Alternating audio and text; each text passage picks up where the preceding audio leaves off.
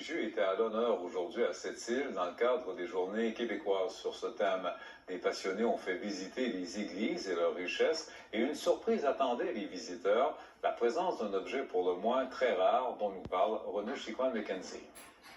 C'est une visite improbable à cette île, une imprimerie de Gutenberg. Et puis, c'est lui qui a inventé la presse.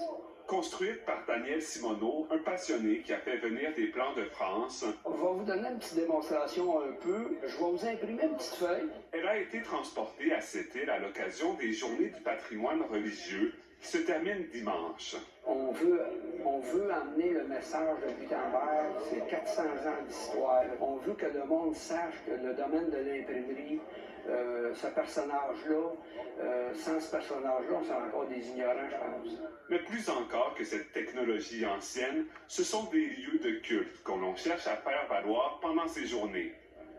À cette île, il y a peu de vieilles églises et des 6 que l'on célèbre, la plupart ont été construites entre 1950 et 1970, à une époque où la population de la ville explose. Avec la découverte des mines de fer du Grand Nord, donc du secteur de Labrador-Cité et Shefferville, la ville de Sept-Îles s'est développée de façon vraiment incroyable. Et avec des églises au style bien particulier.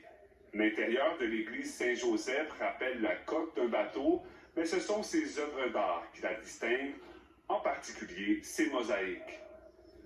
Faites de matériaux modernes, les églises sept-îliennes sont peut-être moins fragiles que les églises traditionnelles. Mais il y a tout de même une détérioration qui se fait et ça demande une surveillance et un entretien constant. Puis évidemment, tout ça, c'est extrêmement coûteux.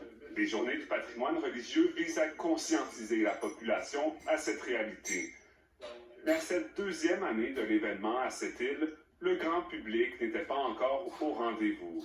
On comptait à peine quelques poignées de visiteurs. Je trouve juste dommage qu'il n'y ait pas plus de gens de la population qui viennent voir. On a une richesse immense. Et si les gens se donnaient quelques heures pour faire le tour, ils découvriraient des choses qui leur sont personnelles. Ici Renaud Chicoine-McKenzie, Radio-Canada, Sept-Îles.